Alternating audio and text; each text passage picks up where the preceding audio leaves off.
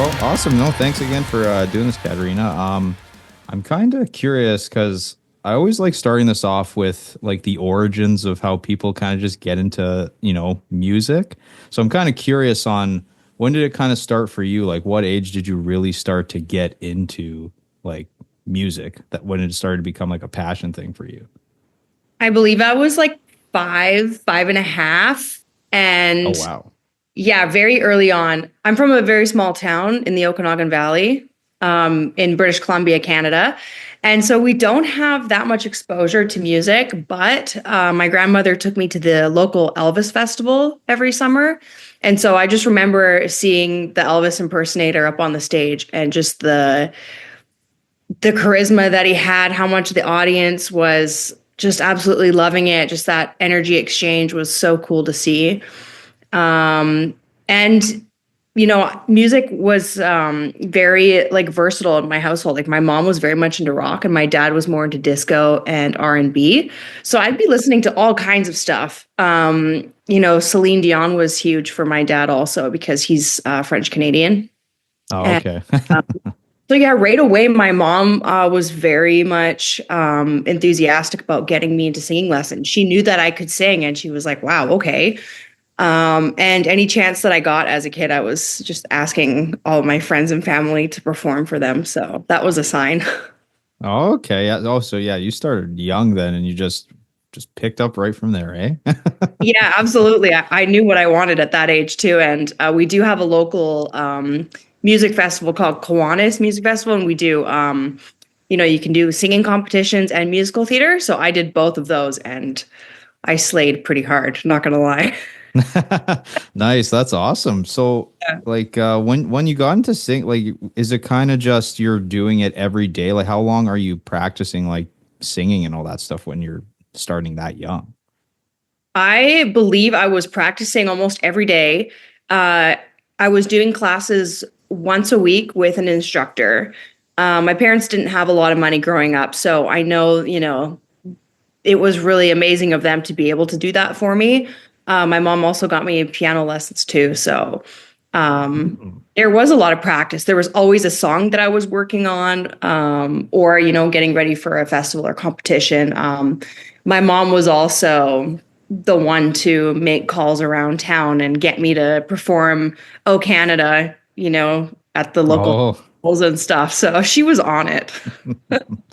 no, that's awesome. Yeah, it's always good that just, parents that just support you and will do whatever they can to get you more exposure or practice or whatever, right? I like growing up, my dad was kind of the same with our band. He would drive us to our shows, go to out of town shows, do stuff like that. So, no, it's good to kind of, have that in the household with you. So that's nice.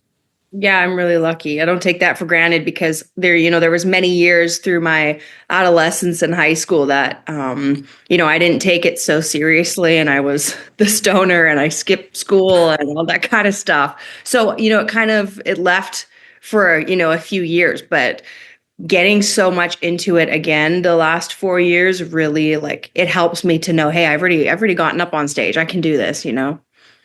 Nice. And like, when was the first time you kind of started recording your stuff? That would be, let me think, 20 2020, I believe. Oh, Um, okay. yeah. So, during the pandemic, I had my two recreational cannabis stores here in the Okanagan, and I I was missing music a lot, and I thought like, hey, if I can't perform again, like, man, what have I been doing, So I actually started a my own home studio in the back of one of my stores, and that was like a sign that was like, okay, like I'm going to start recording myself on Reaper, and I was really liking what I was getting, but I knew that I wanted to record something professionally, and that's when I started doing some classic rock covers. So I found a local company to kind of help me navigate that. So I did a cover of Crimson and Clover. And I also did a cover of I Think We're Alone Now. And so those actually hit the radio. They went North America wide for a while, which was really cool. Just, putting out covers. But because they were classic Hmm. rock, yes, that was pretty popular. So yeah, I would say that's kind of what started it for me at a as an adult. Yeah, yeah. A lot of people definitely dove into it during the pandemic for sure. Not much else to do. You got to find something to keep yourself busy, right? But yeah, music's definitely one. So that's awesome. You made it in the back of one of your stores, like a recording setup. Yeah, I did. And I'm not very techy. So I was like, calling friends and being like, hey, like, can you help me? Oh. And I was doing like I was recording myself for fun, and like Paramore was such an easy choice for me because I love Hayley Williams vocals so much. So I was just like Oh trying yeah. to, all and I know all of her songs by heart. So it was an easy choice to be like, well, let's cover this. Let's see how I sound and what I can do here. And oh, I see that you have is it Brand New Eyes behind you up there? Yeah, that was one of those like special edition ones when it came out there. Yeah. Oh, I have a Yeah. cool story with that actually because I was just traveling through the States. Like after the pandemic, I was like, I'm going to travel. I'm going to go check out all these different music studios. And I ended up in Orlando. And there's a music studio there called Plush Recording. Okay.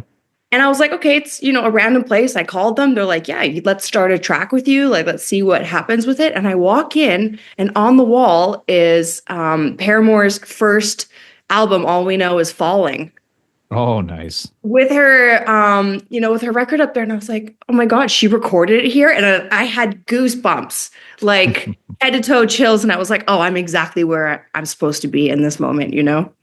Oh, 100%. Kind of a sign, right? Like It just was. I was doing lead the the right. way. Yeah. And imagine, like she was just a teenager when she accomplished all that stuff. It's crazy at the time to think about that.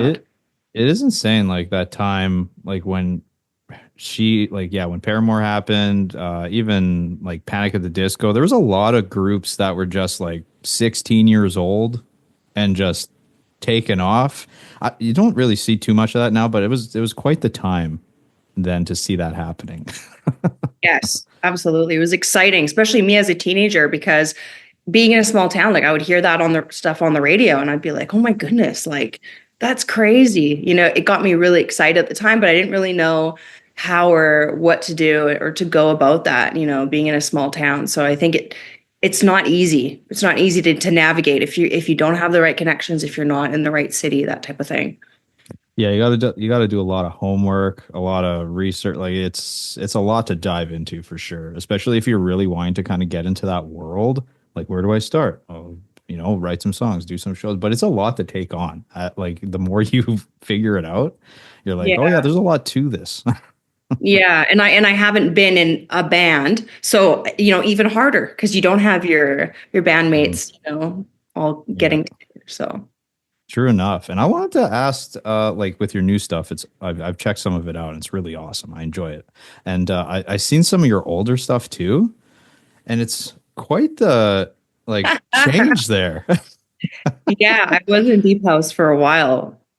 Yeah, Yeah. Like what made you want to kind of go more to like the heavier kind of side, more emotional side there? I had a lot of pent up anger, trauma, things I wasn't getting over, and as much as I love Deep House, I have a soft spot for it. I was just not utilizing my vocals the way that I wanted to. Hmm. Um, and so once I started realizing that, you can hear it in my last two Deep House tracks that I'm not, it's not so believable. My lyrics are getting sadder and you don't want to be a downer in that genre, right? So for me, I was like, okay, I need to go a different route. Yeah, for sure. Was it like how was that transition from like that to the new stuff? Was it pretty easy to kind of change over to that or start writing stuff in that genre? You know what I mean? It was a bit of an internal struggle for a little while to be like, can I do this? Can I pull this off? Which I always knew deep down I had all that stuff in me. I just didn't, have the resources or, the way to get it out. And it wasn't until I met my producer, Jordan Chase, in the Okanagan here. Like everything happens in full circle. I traveled everywhere to go find the best studios and all that stuff. And it brought me right back, to my hometown area. And Jordan took one look at one track that was kind of R&B, kind of dark pop. And that one is Last Whisper. I don't know if you listened to that one, but I Jordan did, yeah. Yeah, Jordan took it on, and that was the start of my dark pop metal era. He was like, "Man, I see something in you. I know you have lots of stuff to say here. You're writing this stuff." So after Last Whisper, it was a whole year later that we jumped back in the studio to start this EP, Serene In Violent Oceans, and you can just hear the energy of what was pent up. We start getting in the studio and he's like, trying to compose some stuff for me. And he goes, "Is this too heavy?" And I'm like, "No, like, let's go heavier." So it was Yeah. fun. It was great. Oh, that's awesome. Yeah, it's fun to kind of, I love being in the studio and just seeing how a song evolves. Like, what you have in your head, it never turns out that way. It's so much bigger than that. And it's just always so much fun to see what the finished product becomes. So that's awesome. I know. And at the time, I didn't really know, what was going to happen, but I had total trust and faith in Jordan, and he knew that I had it in me too. So it was just kind of like really diving deep and learning about myself, during this whole EP process. So it was a big journey for me, I would say. Yeah. And when you're going about these songs, are you more so kind of writing a lot of the lyrics beforehand? Or is it the other way around? Do you throw them in after you have like the music there? It's funny because I'm definitely somebody that has the idea, the theme, and some feelings, an idea of what I want. And then when you get in the studio and the producer starts making all of these different sounds, it just like sonically, these things are like, it's bringing up all these different emotions and past experiences, and random things start coming up. So that's kind of how these songs Mm. started molding. Catch My Okay. Breath, the first song on the EP, it really set the tone for the EP. It's a song that's really vulnerable for me, but I just knew that it was like, okay, I really do I need to get this out, and then next thing you know, it started snowballing from there. And then the next day we'd start the next track, and then I'd be thinking about this. And I just kind of let things happen and unfold as they came up for me, because, it's my first EP. I don't know what I'm doing. I'm just letting it happen. Yeah, for sure. Were there any struggles in the sense of, say in one of the songs, just like there could be like certain notes or a riff or like a line that you're trying to figure out and just you feel like you're stuck and it's just taking like a long time to get that one piece figured out? Have you had any of those? Um, Everything's been pretty smooth. Let me, off the top of my head, I mean, the melodies Jordan writes off the top of his head, it's just like this, and I'm just like, how talented are you? He could be like, I can come up with another one if you don't like that one. But they're so already complex. So, when something's so unfamiliar to you, you have to really try and warm up to it, pretty quickly, and see what your skills are vocally in the booth. So, uh, Yeah, for sure. my head, I think Catch My Breath is one of the trickiest melodies, actually. So we started with the with the hardest song, all in all, lyrically, melodically, all that stuff. Yeah, that's not too bad because then once the hardest one's done, it's not, just get the rest out of the Yeah, way. How long did it take you to record the EP there? I was there for a month and a half. So Oh we'd wow. be we wouldn't even be doing like full days. We were probably doing 10 a.m. to 4 p.m., 5 p.m. And we'd probably, things were happening pretty quick. I think the first week we worked on each demo. Like every day we'd work on another demo, or a couple of days. And then it would give me a couple of days to think about the lyrics and start Mm, writing. And so between myself, Jordan, Chase, and Matt Lazare, our other co-writer, between the three of us, we were able to put everything together pretty quickly. nice. That's awesome. And yeah, now that's because that's coming out February 21st, right? Yeah, on Friday. Yeah. Okay, yeah. So this Friday. Yeah. So this will be after that. But yeah, no, that's awesome that it's going to be pretty soon here. You must be excited then. I'm very excited. Yeah, I'm ecstatic. Being a solo artist, you're like your own hype man all the time. You want to share this excitement with everybody, but at the same time, it's you that's got to get everything out there. You got to get all the content. You got to everything that has to get done. It's on me. So, um, Yeah. I did for myself. Yes. Now, because I've said this before on other podcasts, but like I'm curious to know with you, because obviously, like once you record it, you're listening to it, mixing, mastering, and then you're trying to think of like content to put out to promote it, stuff like that. So you're listening to like, these songs that haven't been put out yet a lot.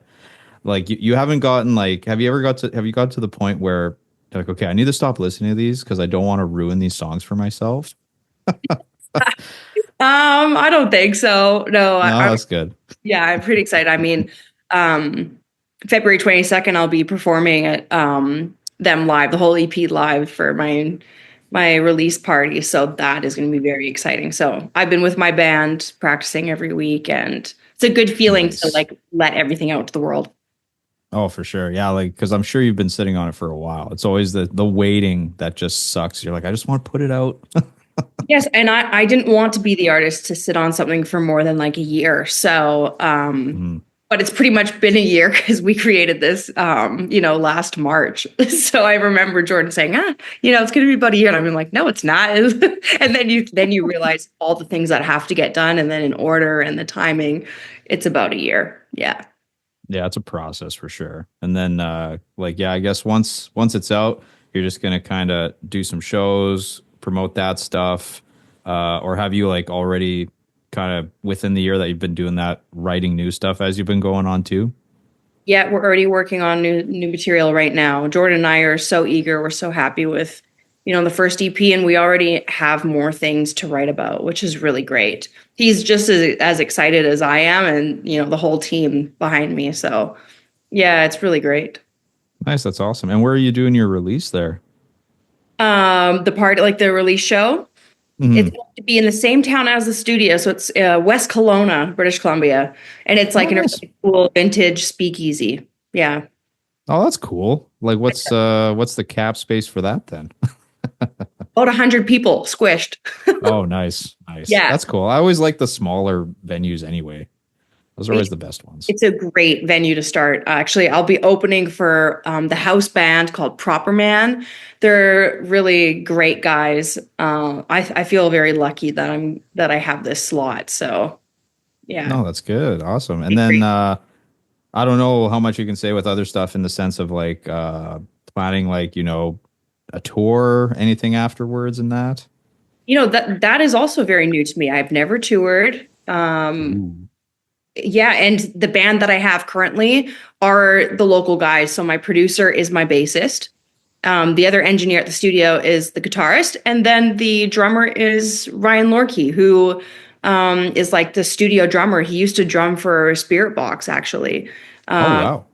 so talented. He's absolutely amazing, and I lucked out with these guys. They want to play with me, but they're very busy guys, so it's not like they're going to be able to tour with me. So it's definitely something that I need to figure out is putting a solid band together for Mm. long distance stuff and probably more long term and booking shows because everybody books so far in advance. People have their shows booked now till the end of the year, and I don't, because I'm so new, I've got 5 tracks on this EP that's totaling like 20 minutes long with talking in between. It's pretty short. Yeah. So, I need to build up more material. I need people to get to know me a little bit before I start booking shows. I feel like I want people to be excited to see me live and already know that I'm coming.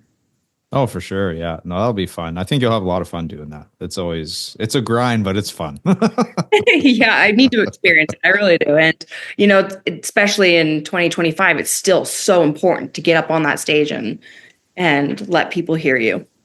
Yeah, exactly. Yeah, yeah. I guess I'll have to keep an eye out for you if you ever come over to Edmonton because I'll have to come to that show. Oh, you're in Edmonton. Oh, amazing.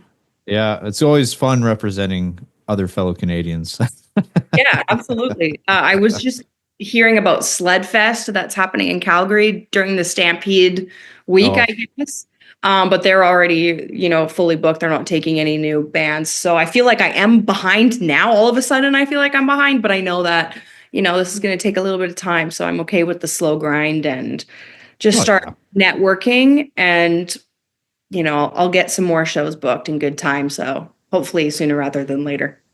Oh yeah, for sure. And yeah, I know when I first because initially I tried to get this interview for last week, but apparently you're very popular and everyone wanted to talk to you.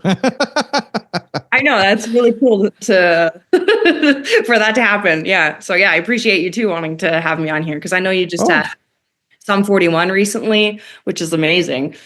that was a fun one for sure. Yeah, yeah. I actually some 41 came to Kelowna and I wasn't able to be there and I'm still kicking myself because, Ah, would have been yeah. great. Yeah, it would have been fun. Yeah, it was fun here. I took my son. It was his first concert.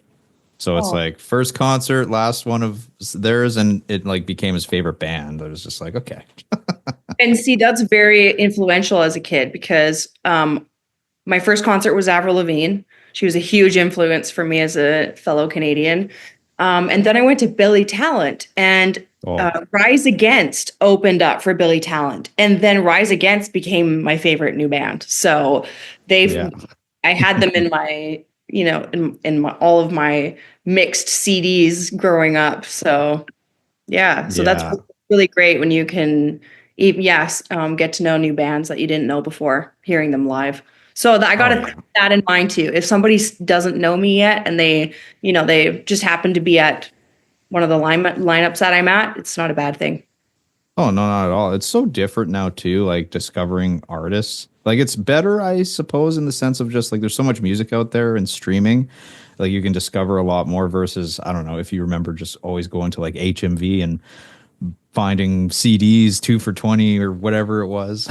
Or just going on LimeWire, just like, Yeah, LimeWire too. Yeah. Or yeah. that's when like Alternative Press magazine was like a huge thing for me. I remember always getting that every month, like looking at all like the new albums coming out and everything like that. Yeah, that's great. It's so different now though, but no, that's awesome. And like any for the I guess even like your deep house stuff there, what was like the artists that were influential to you as you were kind of going through this process? In the deep house and the EDM world. Yeah, and then kind of going into this realm now too. Yeah, because I know the times change and you want to see what people are doing now and what's relevant and what people are excited about. So I just really wanted to learn how to DJ. So I went to Amsterdam and I went to Pioneer DJ school and I met my now EDM producer who's pretty well known over there. His name's Chris Reeve, and he makes really great remixes. And even around that time before I went and learned how to DJ, I was, really into, I saw Tiesto, Calvin Harris.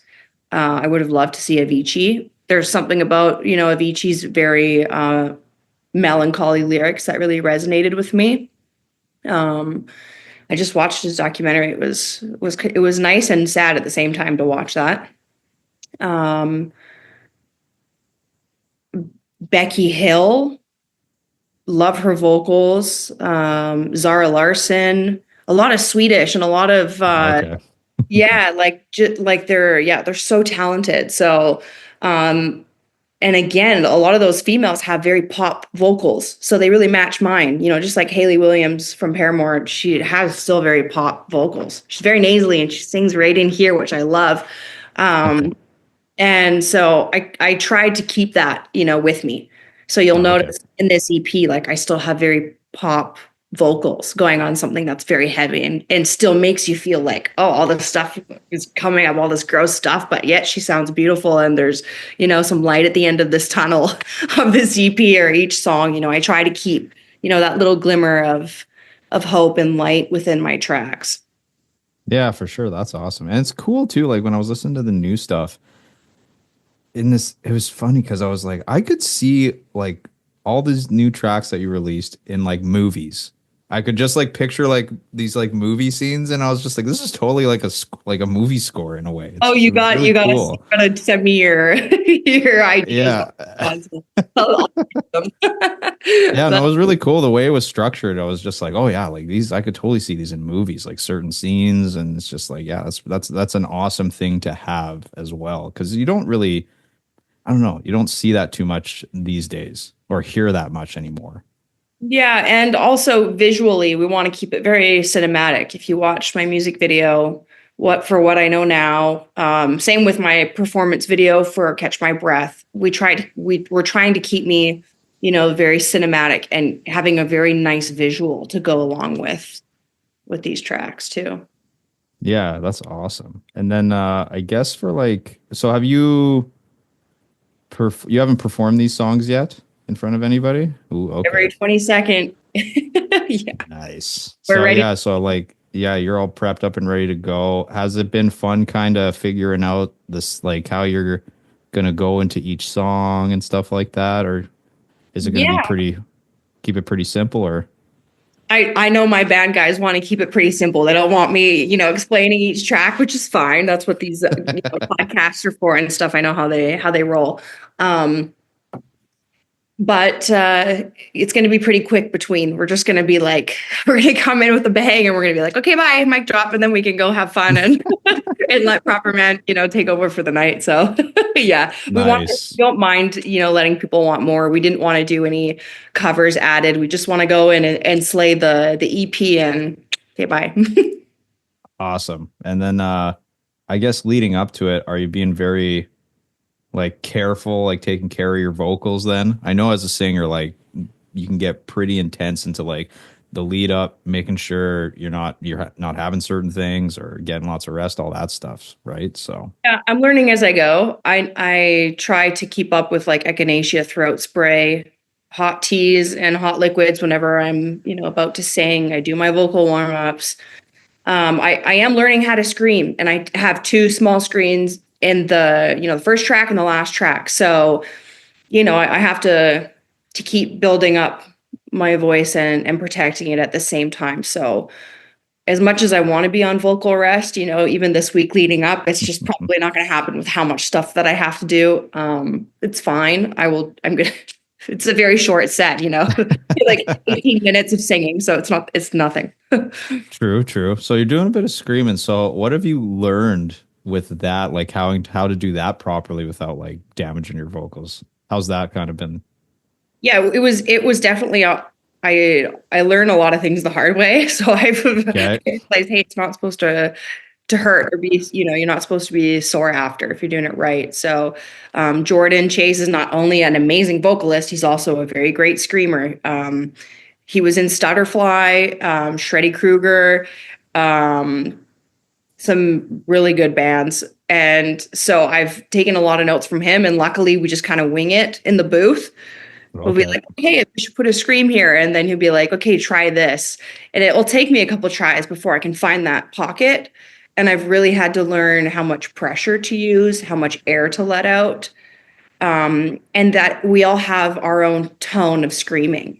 As much as Hmm. I would love to scream like Tati from Ginger, or even Courtney from Spirit Box, or Haley from Gore, I'm going to have my own sound. I'm not going to sound like them. So you have to Yeah. try, you have to, throw that out the window and figure out what you can do and what sounds good that you can do. So yeah. Yeah, that's yeah. Growing, there was a one guy in our band. He kind of did screaming. I remember trying to do it, but I would do more yelling than screaming. I was just like I can't figure it out.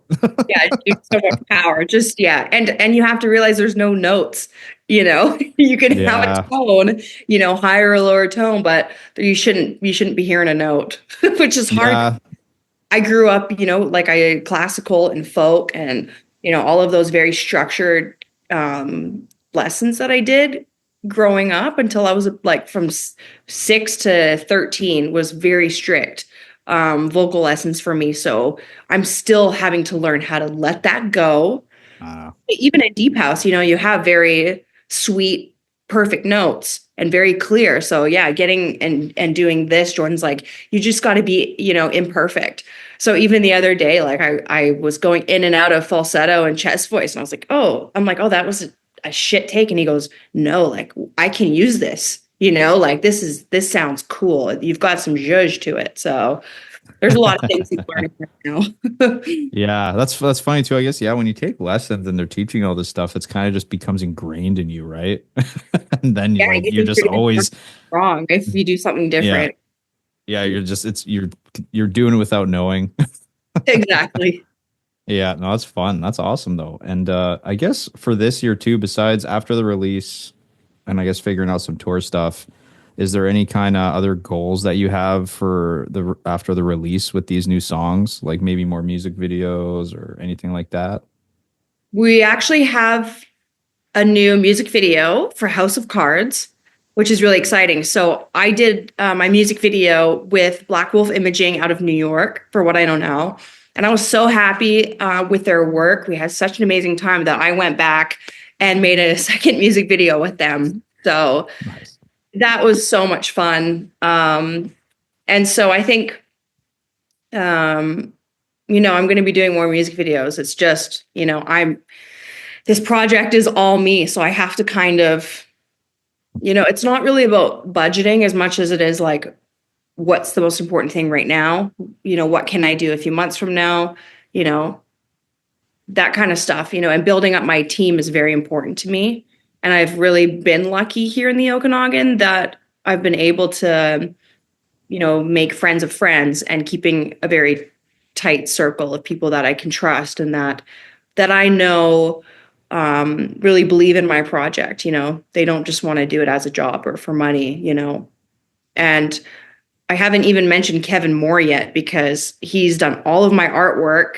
He's from Soft Circuit. He's an amazing, amazing guy, artist, everything. He actually came to New York with me for my first video just to be my liaison to make sure everything went smooth. And, that stuff really matters. And it's already rare enough that I found such a great producer, but also having an art director that like has a vision for me and knows like, staying on track with branding and that stuff is so important to have. So yeah. Yeah, no, it's good. Yeah, there's a lot to it, right? Like art, the videos, produce. Like, yeah, there's a lot of moving pieces.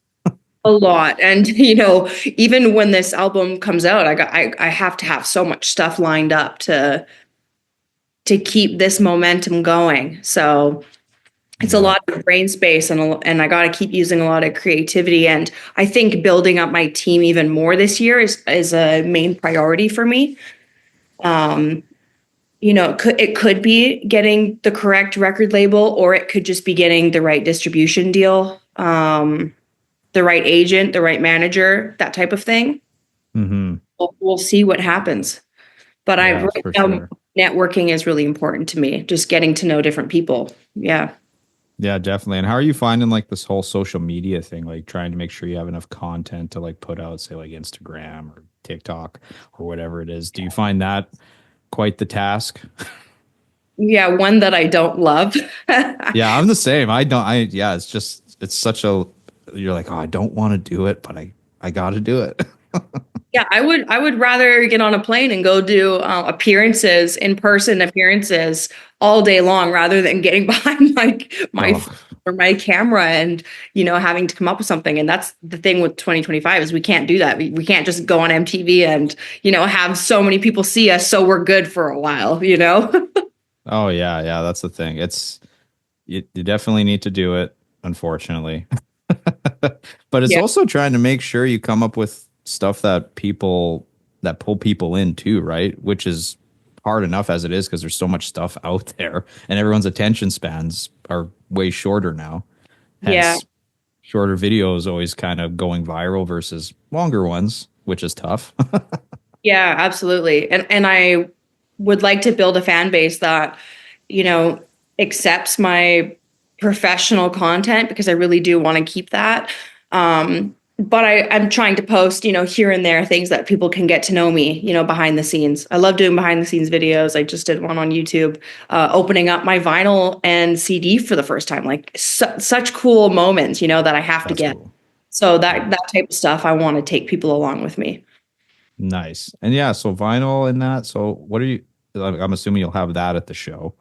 What kind of, Absolutely. yeah. Yes. So what else do you have for like merch then too? Do you got like shirts and stuff like that? I do. I have a full website. Yeah, Nice. KaterinaNicoleMusic.com. I've got my CDs and vinyl there, t-shirts and hoodies, and a really awesome woven blanket. Actually, I have it here. It's so Oh, great. You cool. can use it as like a wall tapestry or a cozy blanket.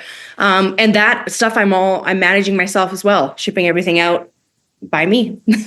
Nice. There you go. Yeah, it's awesome when you do it yourself. I always Love when people do that. And it's always I feel like it's so much fun like when you're figuring out merch too, because you can do your own thing, kind of make release something that no one else is releasing versus just the generic t-shirt and hoodie or whatever it is. Mhm. Absolutely. I know, like I don't like being cold and I'm Canadian and I'm not that Canadian because I hate being cold. So I'm like, let's do a blanket. Yeah. How is it over there right now? Is it pretty chilly over there? Is it not bad? It's been snowing pretty hard actually. I think we were minus 13 the other day. Today it's warmed up back to like 1 degree. I wish. Yeah, you guys are It's like like minus almost minus 20. we're like minus Oh 37. God. Yeah, you're a Yeah. lot more than I am. It's supposed to, I think come Friday it's supposed to be like 1 degree. And I was like, yes, I can't Yeah. wait. It's so as much as like I'm used to this, I don't like it. Yeah, I You hear know what I you. mean? And then I even remember like doing shows in the winter too, like hugging the gear through the snow on cold days. Like that's an experience itself right there. If you're Canadian to go through that. I know, and it's funny too because I'm such a hustler, and I'm like, I'm going to go to every record shop across the nation, and try and go to every independent shop, get my CDs and vinyls in there, and then I'm like looking at the weather report on the highways, and I'm like, Yeah. freezing. It's also very dangerous, So I'm just like emailing and doing everything I can. I'll just ship them whoever accepts my stuff. Yeah, for sure. Nice. And I'm curious too. So growing up, like, do you have any funny or kind of cool stories of like any concerts that you went to growing up? Well, actually, it was magical at Avril Lavigne because I got up to the front with my mom. We were like the first in line. My mom's awesome. Like whenever I think about this kind of stuff, like yeah, she was right there with me and she got me right up to the front. Um, During Complicated, I they put me on the big screen. So Oh, and I know all the lyrics, so I can see my face up there and I'm freaking out and then not only that, I caught her guitar pick that night. oh wow. Look at that. Yeah. That's awesome. I was like, stars in my eyes. And at the time, she was still a kid too, if you think about it, It's true. she just was on her huge tour and she's on her first, experience doing that kind of stuff. So that was awesome. Yeah, And it's then like a oh, night sorry, to remember for sure. it was, it made me go to the local record shop here in town and go buy my studded belt, my studded cuff, Yeah. get some ripped flared jeans. Okay, this is controversial, like flared or not flared, skinny, doing skinny jeans. But I've always had big calves, so I'm a flared jean girl all the way. And she was always pink and striped, so I had my favorite top. No, Um, that's awesome. and then I always had a crush on Pierre Bouvier from Simple Plan. So Oh, really? that was like my crush growing up. Also because he was French Canadian, and it was just like a thing because it runs in my family. Um, Gotcha. and so they came to Kelowna as well, and I scored backstage passes from Sun FM, Oh, wow. and I was a mess. There's photos of me. I was just I can go get it for you right now. I think it's here. Of like my like I'm bawling my eyes out just meeting these guys. I'm just a little girl. Oh, that's hilarious. That's awesome though.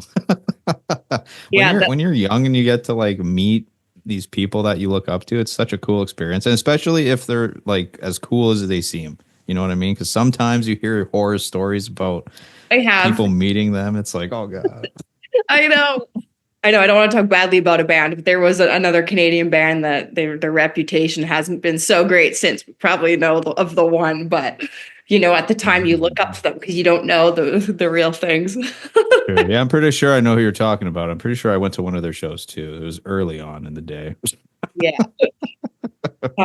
But yeah, I mean, it's so much fun as a kid, and you're like, and especially being in a small town, like that's the most exciting thing. You can't just go to the local music scene. We really didn't have one here. It's much more predominant now. Like there's shows, all the time for alternative and metal. But back when I was growing up, it seemed like such a pipe dream to get to that point. Yeah, I was gonna ask that if you had like any kind of scene where you grew up or what it was kind of like. So if anything, you had to like travel out to go to shows, basically. Yeah, it'd be an hour north to Kelowna, because we didn't have the event center here before, when I was growing up. And it was just TV. It was watching MTV, and it was watching music videos and award shows. Still to this day, I try to watch as many award shows as I can. And I'm just, even, I'm 30 years old and I'm staring at the TV, like getting teary eyed, like that's going to be me one day. you know? Because you Yeah. just have this dream of like of things that you want to do since you were a kid. So for me, that's all it is I'm just trying to keep, this little girl's dream alive. No, that's awesome. I think that's important too. Like to just kind of keep doing it. Just who cares? Like even me, I'll still like the dream of being in a band, touring all the time is gone for me, but I still record music, release it. I'll do what I can just because it's like I've said it many times. Music to me is like therapy. Yeah. That's how I let all my emotions out, lay it all out, and just it totally heals me. It makes me feel so much better once I like write a song or something. Yeah. It's crazy that I'm putting out a whole EP with my vulnerabilities and trauma dumping. It's a crazy feeling, but at the same time, it's been healing for me. And I've gotten to a place that I can look at myself and be like, I'm okay with that person. So it really doesn't, Yeah. it doesn't matter to me at the end of the day if someone's going to judge me for what I have to sing about, because if one person can relate or I can help them out, or that's amazing. Oh, 100%. Yeah, and I guess like when you laid it all out there, like you're saying with like trauma dumping and stuff like that, was there any bit of you that was just like, ooh, I don't know like how that's gonna be received, like a little worried or something with like what you said, like or wrote for a lyric or something? Yeah, and that's also a thing coming from pop. Lyrically, it's like very on the nose. So my Mm, co-writer Matt Lazaire is really good at being alternative and coming up with metaphors or saying something that's like makes no sense, but then you think about it and you're like, oh, that's exactly what I said, but different. So it really helped me to put in that alternative genre into my lyrics. no, okay, nice. That's awesome. Yeah, I'm excited for yeah, like I'll have to because I'm assuming you'll put up stuff from your show. So I'm excited to I'll have to keep an eye out for that to see how that went for you. We are filming this. Absolutely. Yeah, it's gonna be awesome. But yeah, I won't keep you much longer there, Katerina, but I appreciate you coming on here again. It was fun. It was fun chatting with you about your music and everything like that and getting to know a bit more about you. And by the time this comes out, your EP is going to be out. So everybody check it out and promote a website link, whatever you want there for everyone that's going to be listening. KaterinaNicoleMusic.com. You can find everything there. And I'm always available on socials. I'm on Instagram all the time and YouTube. So anybody that wants to connect, I'm around. Beautiful. Well, awesome. Like I said, thanks again. And yeah, everyone check out her stuff. If you haven't, it's friggin' awesome. So do it. Thank you. Woo. Awesome. Thanks, Katerina. You have a good rest of your night there. Thank you. You too.